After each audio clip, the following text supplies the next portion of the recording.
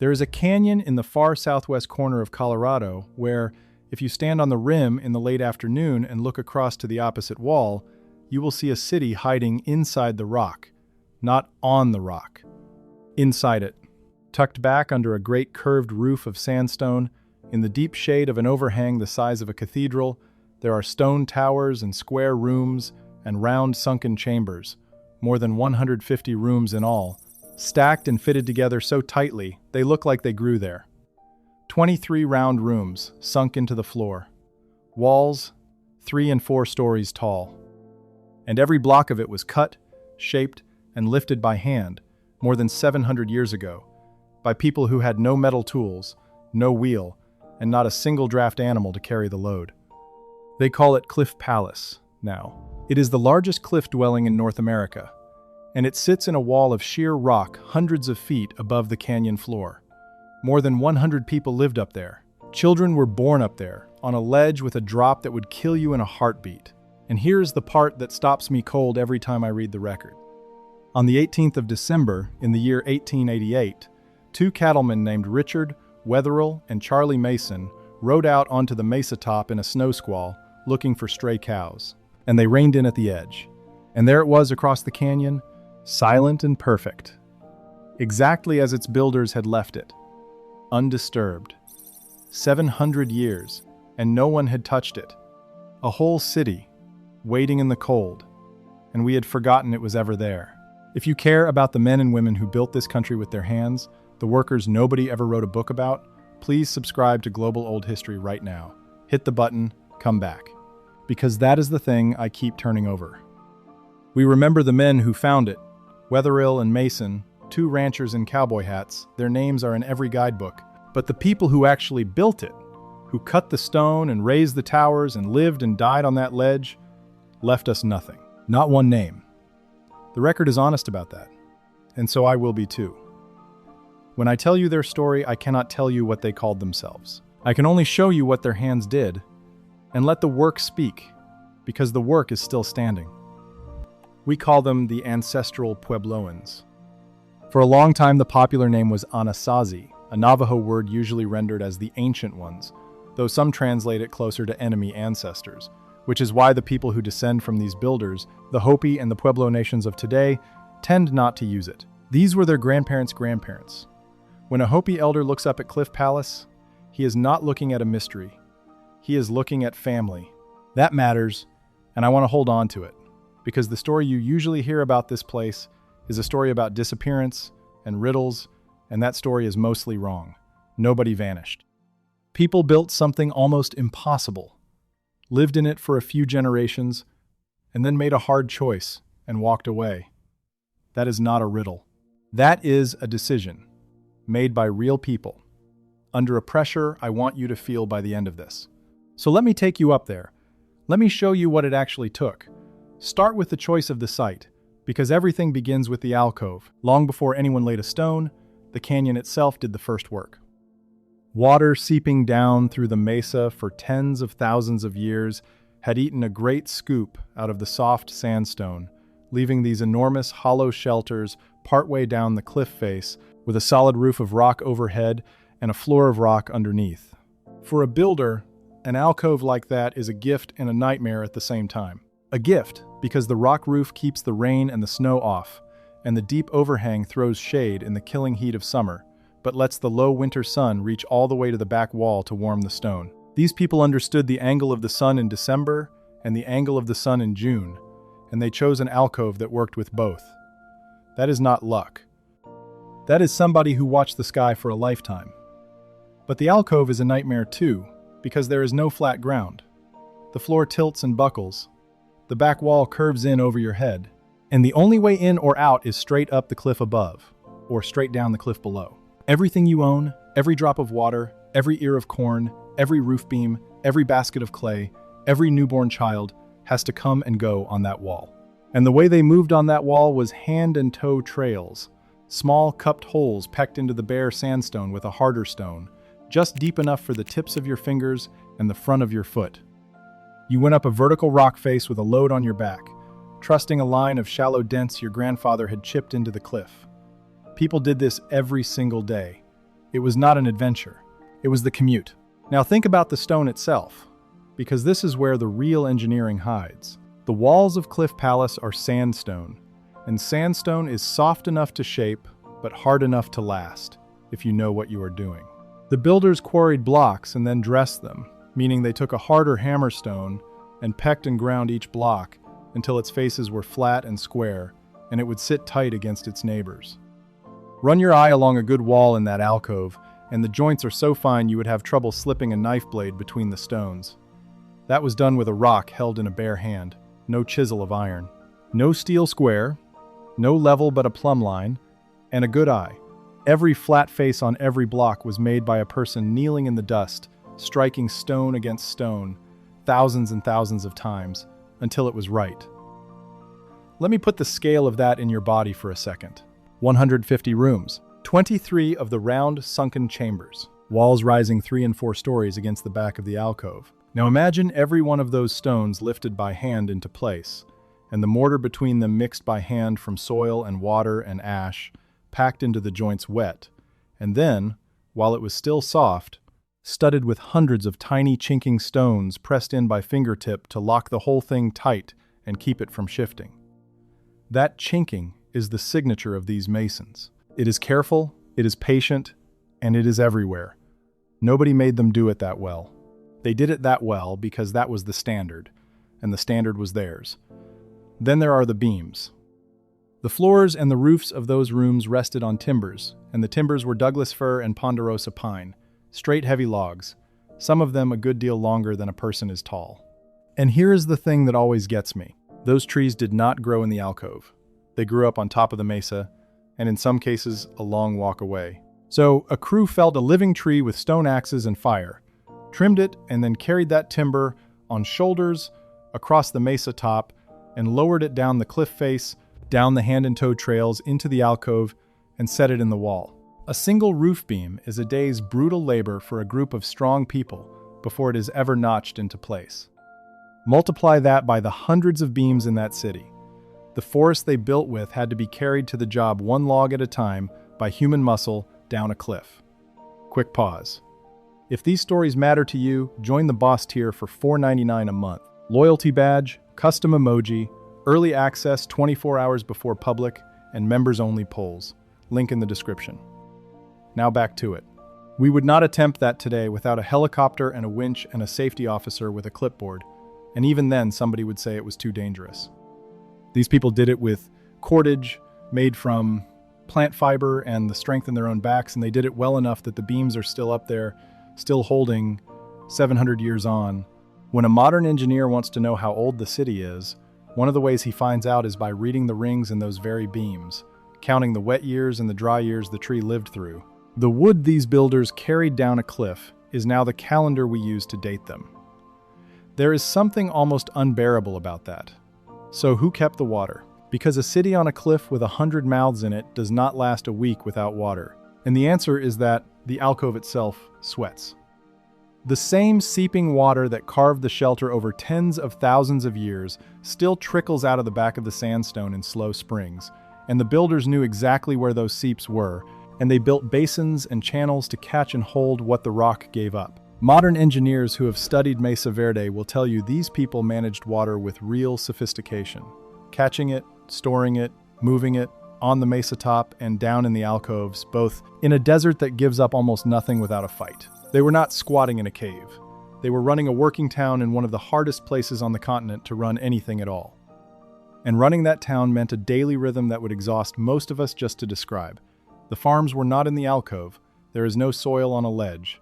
The corn and the beans and the squash grew up on top of the mesa, in the open fields above the cliff, which meant that every working day began with a climb, up the hand and toe trail, out of the cool shadow of the alcove and into the sun, out to the fields the whole town lived or died on, and then, in the evening, back to the edge and down the rock again to the safety of the stone rooms.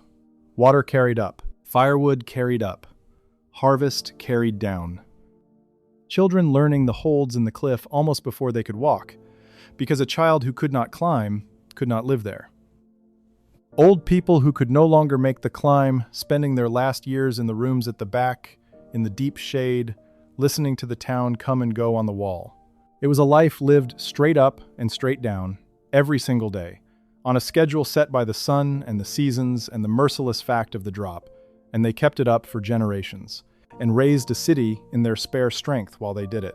And they were not alone. Cliff Palace is the biggest, the one everybody photographs, but it is one of more than 600 stone structures tucked into the cliffs of the Mesa Verde country. This was a whole civilization living in the walls of the canyons, a network of villages within sight and shouting distance of one another, trading, marrying, farming the tablelands above, and climbing down to sleep in the safe stone rooms below. Stand in the right spot, and you understand that you are not looking at a single strange building. You are looking at the downtown of an entire people, the one that happened to survive because the rock roof protected it from 7 centuries of weather. And a downtown needs a heart, and the heart of these towns was the round rooms, the kivas, sunk into the floor, the ones every visitor wants to understand. 23 of them at Cliff Palace alone. A kiva is not a house. It is a room for gathering and for ceremony, roofed over and entered from above through the roof, and its design is exact. A fire pit in the center, a shaft cut through the wall to draw fresh air down to the fire. A little upright slab called a deflector set between the two, so the incoming draft does not blow the flame sideways. And in the floor, a small round hole, called by the Hopi word sipapu, that stands for the place their people first came up into this world. Sit with that for a second. In the middle of a stone room on a cliff, raised with bare hands, there is a deliberate hole in the floor that holds up nothing at all. It is not structural. It is spiritual. These were not people scraping to survive with no time for anything else. They built rooms whose entire purpose was meaning. And you do not do that unless your civilization has surplus and confidence and a deep, sure sense of who it is. And they were tied to a world far larger than the canyon. I used to picture the cliff dwellers as sealed off, isolated in their rock, and that is completely wrong.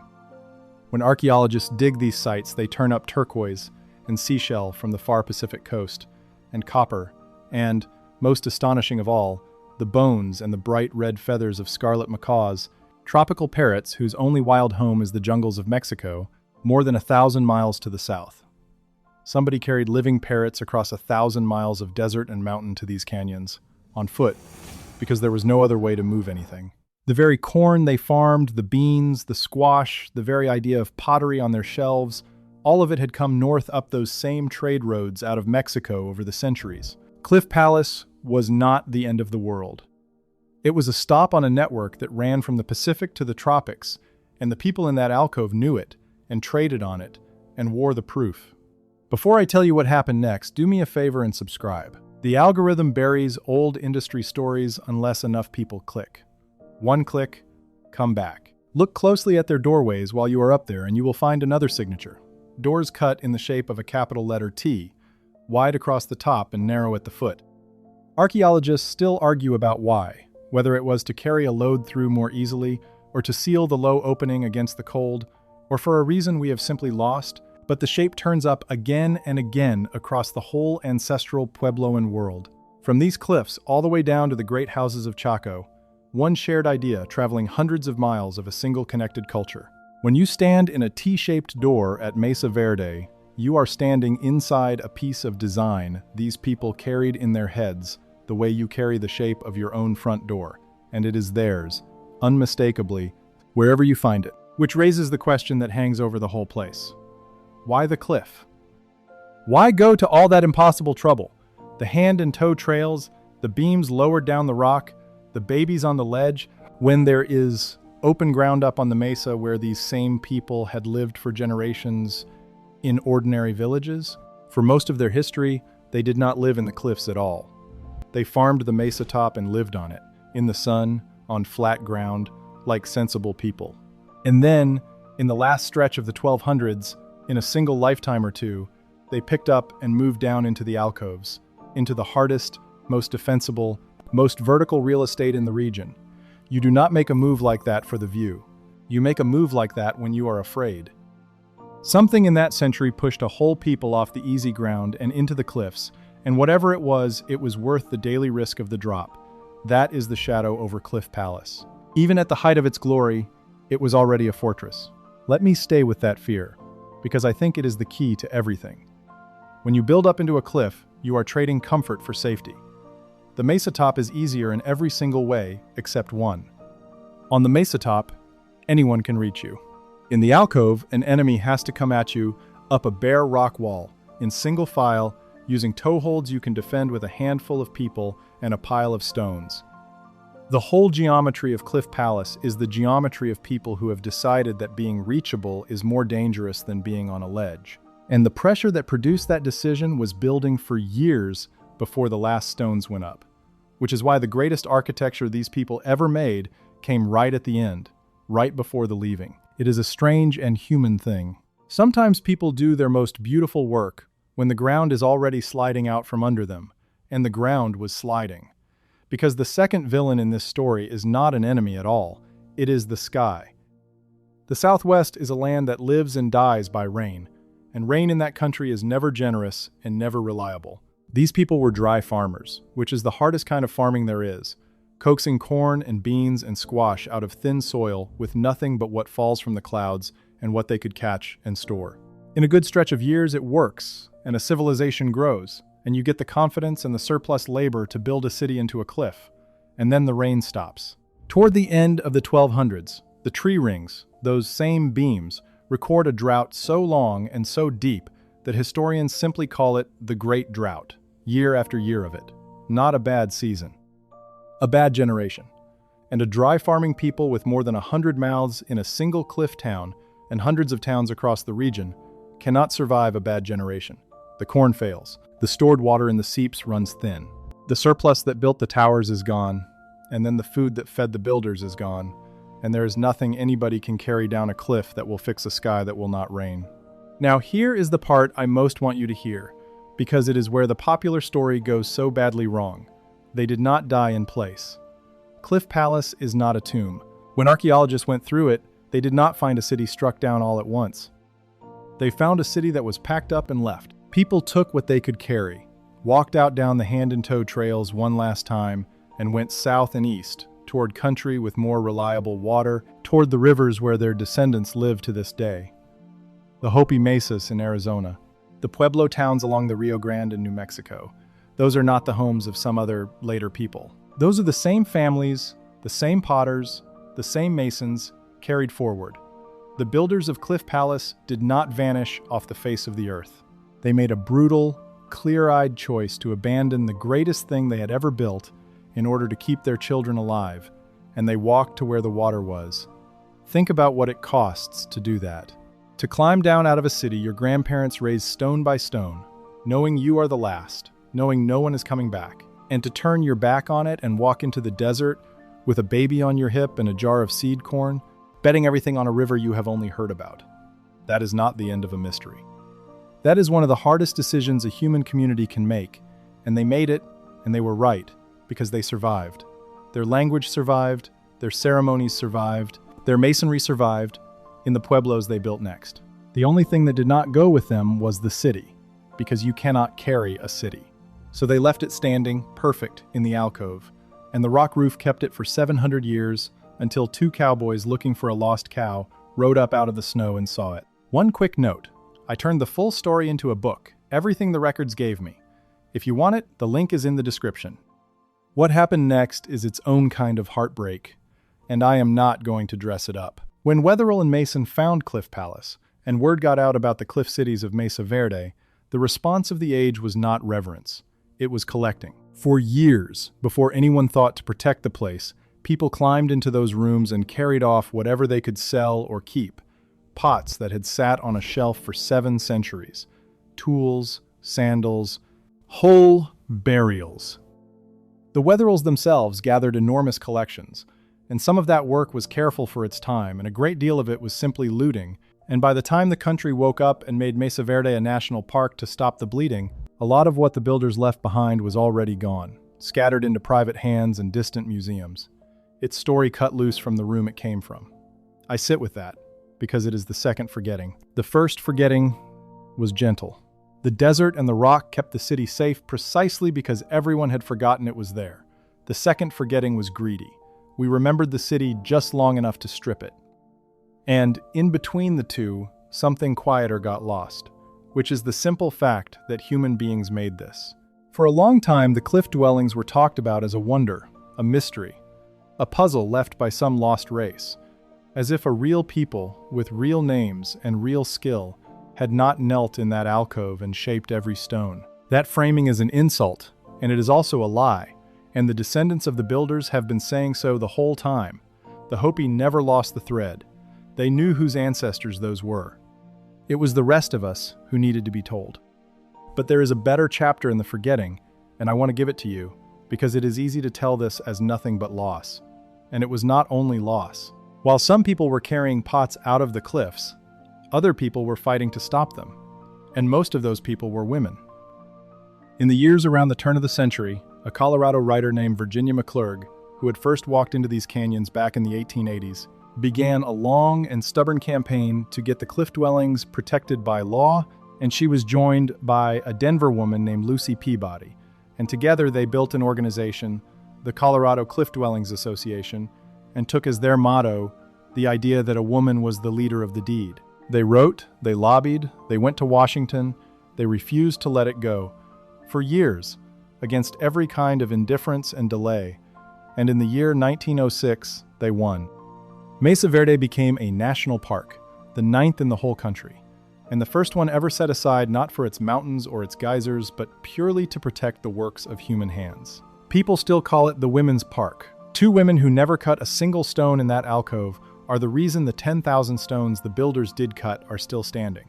And if you can walk into Cliff Palace today instead of reading about a place that was stripped and scattered, it is very largely because they would not quit. As for Richard Wetherill, the cowboy who first saw the city in the snow, his own story does not end gently either. He spent the rest of his life among these ruins, moved south to the even greater great houses of Chaco Canyon, dug and traded and made enemies there, and on the 22nd of June, in 1910, he was shot and killed in a dispute out on the canyon floor at Pueblo Bonito, and buried near the very ruins he had spent his life pulling apart and trying to understand. The land these builders left behind has a way of holding on to the people who cannot leave it alone.